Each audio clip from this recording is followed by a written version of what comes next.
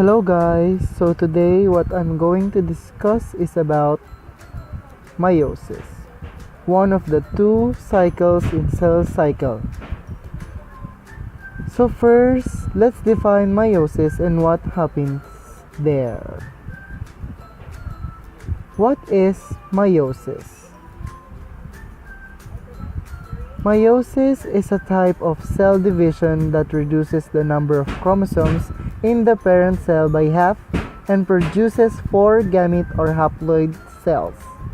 These haploid cells are the sperm cell and the egg cell. There are 46 chromosomes grouped into 23 pairs. Each pair contains 1 chromosome from your dad and 1 is from your mom. As you can see here, the 23rd chromosome is either XX if you're a female or XY if you're a male. Here in meiosis, cell division occurs twice, unlike in mitosis, it occurs only once. And that's how they differ. In each round of division, cells go through 4 stages: the prophase, Metaphase, Anaphase, and Telophase. But before we proceed, let's know more about chromosome.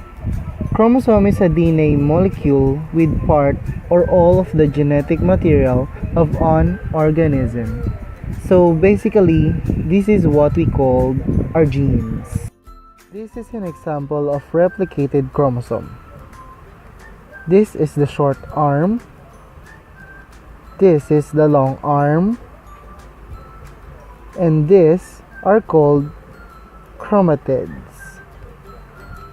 While this point here is called centromere, where it connects and links the chromosomes. Before heading to the 4 main stages of meiosis, here is what they call interphase. In other books, they consider this as included to the stages of meiosis, but it is actually not. This is just a mere preparation for the process of cell dividing. So what is interphase?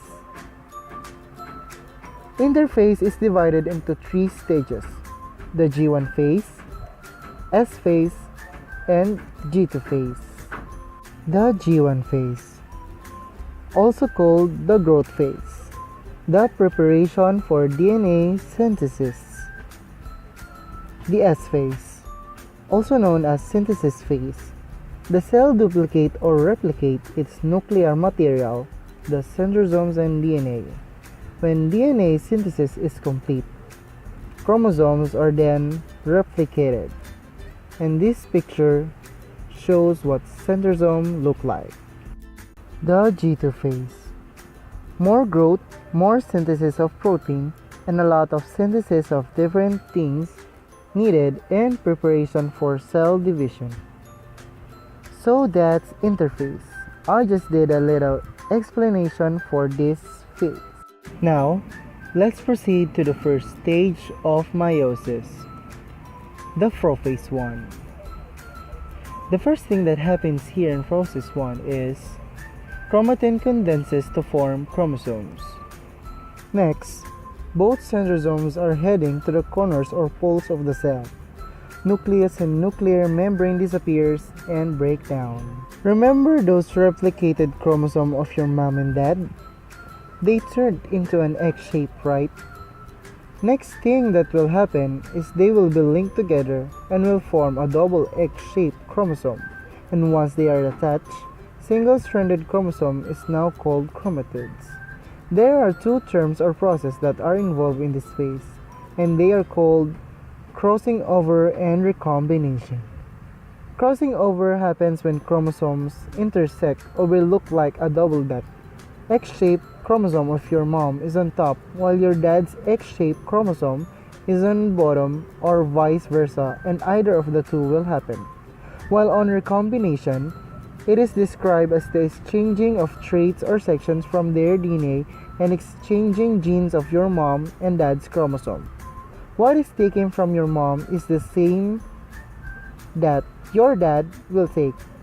So while crossovering recombination happens. Next stage of meiosis is Metaphase 1.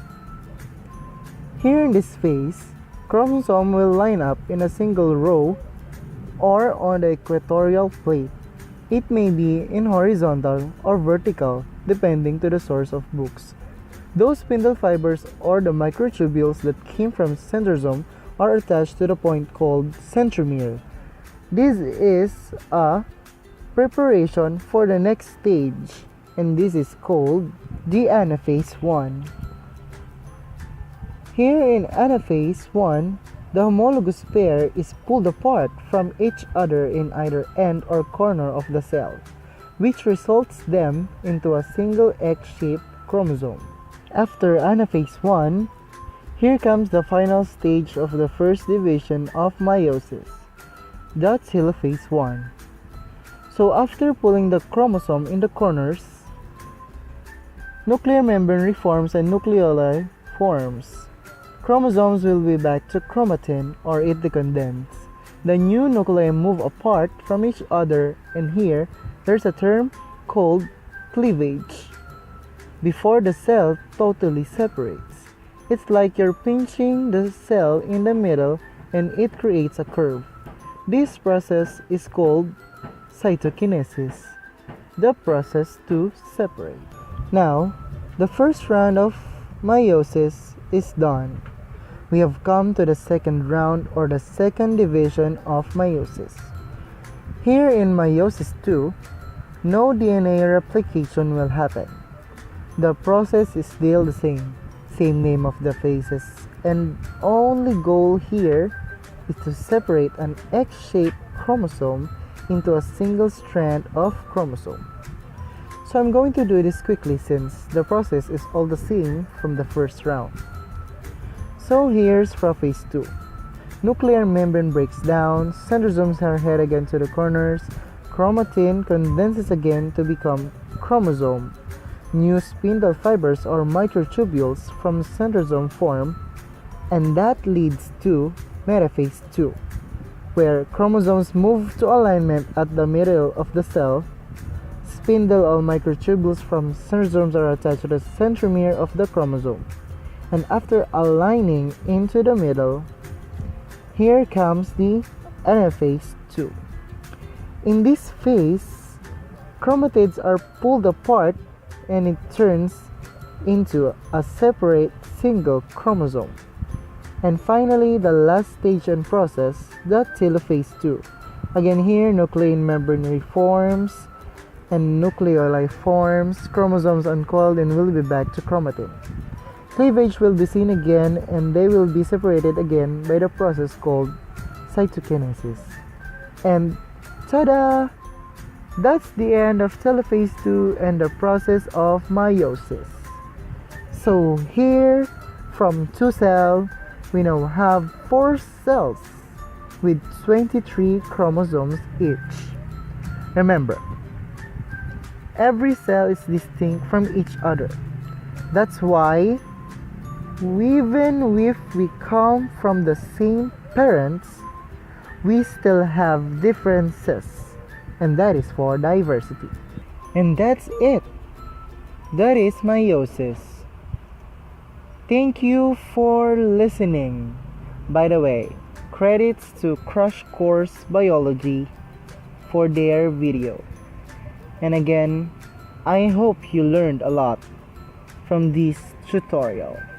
Have a great day, everyone!